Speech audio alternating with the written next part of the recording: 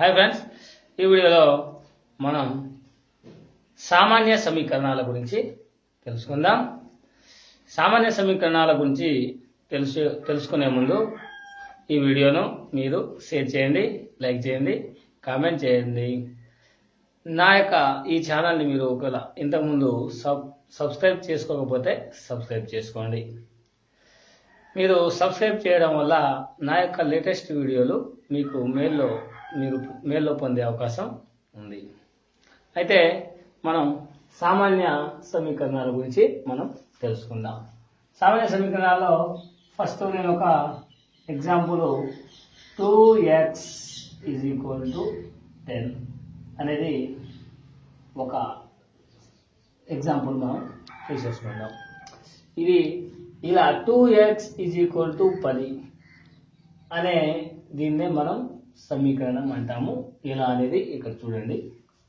ఇక్కడ 2 అనేది ఒక విలువ. దీని యొక్క విలువ మారడం అనేది జరగదు. అంటే ఇక్కడ 2 దాని విలువ 3 కానీ 4 కానీ అవుతుందా? కాదు కదా. సో 2 విలువ మారదు. అదేవిధంగా ఇక్కడ 10ని చూద్దాం. 10 యొక్క విలువ కూడా 10 ఉంటుంది. దీని విలువ కూడా మారడం జరగదు అన్నమాట. సో ఈ విధంగా మారకుండా ఉండే వీటిని మనం ఏమంటామంటే స్థిర సంఖ్యలు అంటాం, స్థిర రాశులు అని అంటాం. అయితే మరి ఇక్కడ x అనే ఈక్వల్కి మనం తీసుకుంటే దీని విలువ ఎంత అనేది మీరే చెప్పగలుగుతారా? చెప్పలేరు. 1 ఉండొచ్చు, 0 ఉండొచ్చు, 10 ఉండొచ్చు, 200 ఉండొచ్చు, 300 ఉండొచ్చు, ఎంతైనా ఉండొచ్చు అనమాట. సో 0 నుంచి 1, 2, 3, 4, 5 డాష్ ఎంత వరకైనా ఉండొచ్చు. ఆ x యొక్క విలువని మనం ఊహించలేము. ఎంత అనేది పర్టికులర్ గా మనం చెప్పలేము. ఈ విధముగా ఉండే వాటిని అంటే దీని విలువ మారుతూ ఉండొచ్చు, ఎంతైనా ఉండొచ్చు. ఒక సమీకరణంలో x విలువ 2 ఉంటే మరొక సమీకరణంలో దాని విలువ 4 కానీ 3 కానీ ఉండొచ్చు. ఇలా అనేది నేను చెప్తాను. అయితే ఈ విధంగా మారుతూ ఉండే ఈ సంఖ్యలనే ఏమంటారంటే చరరాశులు అని అంటారు. స్థిర రాశులు, చరరాశులు. అదేవిధంగా చరరాశులు, స్థిర రాశులు అని ఉండే ఒక సమీకరణం ఉన్నది. అయితే ఈ సమీకరణంలో 2 అనేది ఒక స్థిర సంఖ్య, x అనేది చర సంఖ్య. అదేవిధంగా 10 ఇక్కడ ఈజీకోల్డ్ అనేది కూడా ఉన్నది. ఈజీకోల్డ్ అనేది ఈ ఏరియాని ఒక బ్యాలెన్సింగ్ గా మనం తీసుకుంటే అంటే ఇది ఒక తరాజు లెక్క పనిచేస్తూ ఉంటుంది. మనకు ఇది తరాజు అనమాట. ఒక తరాజు లెక్క మనకు పనిచేస్తే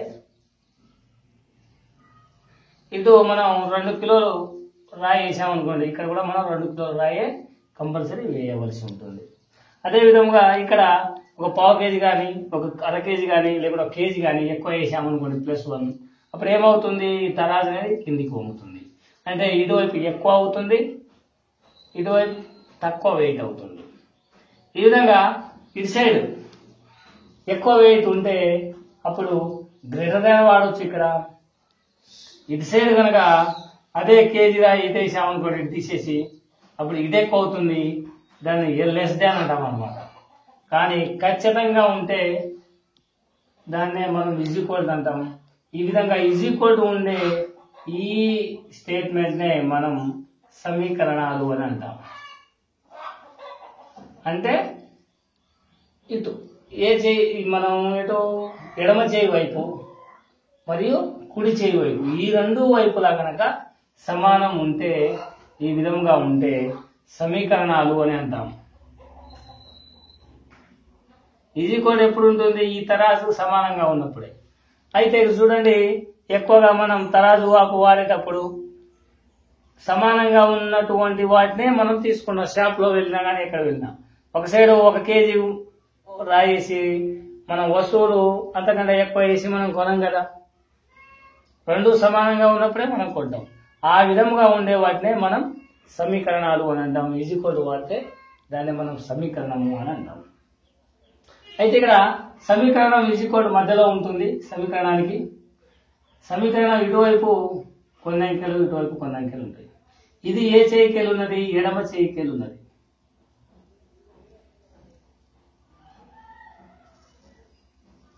ఎడమ చేయి వైపు, ఇది కుడి చేయి వైపు.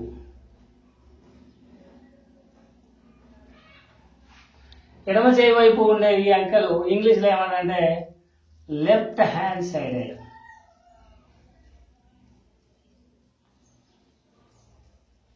దీన్ని రైట్ హ్యాండ్ సైడెడ్.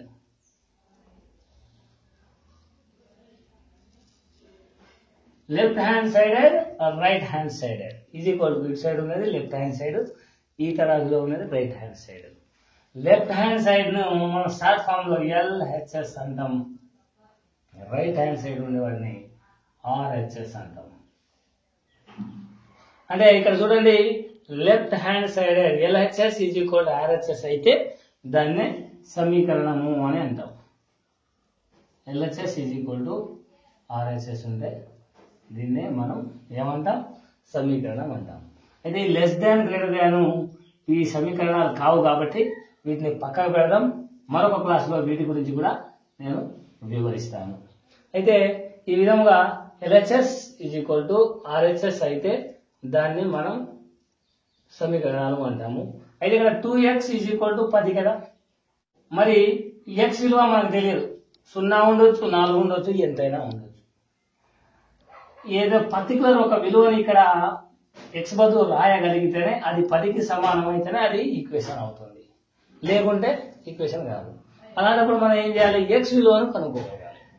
x విలువను మనం ఎప్పుడైతే కనుక్కుంటామో x విలువను కనుక్కోగానే మనకు ఈ సమీకరణ యొక్క విలువ మనకు తెలుస్తుంది. అది ఏ విధంగా కనుక్కోవాలో ఇప్పుడు చూద్దాం.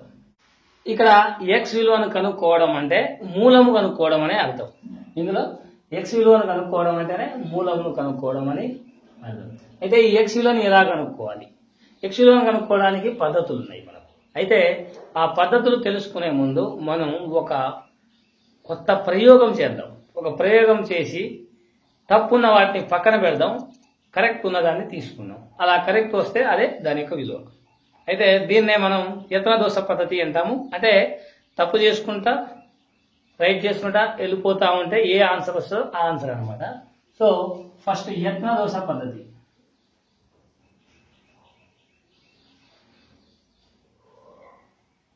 యత్న దోష పద్ధతి చూస్తే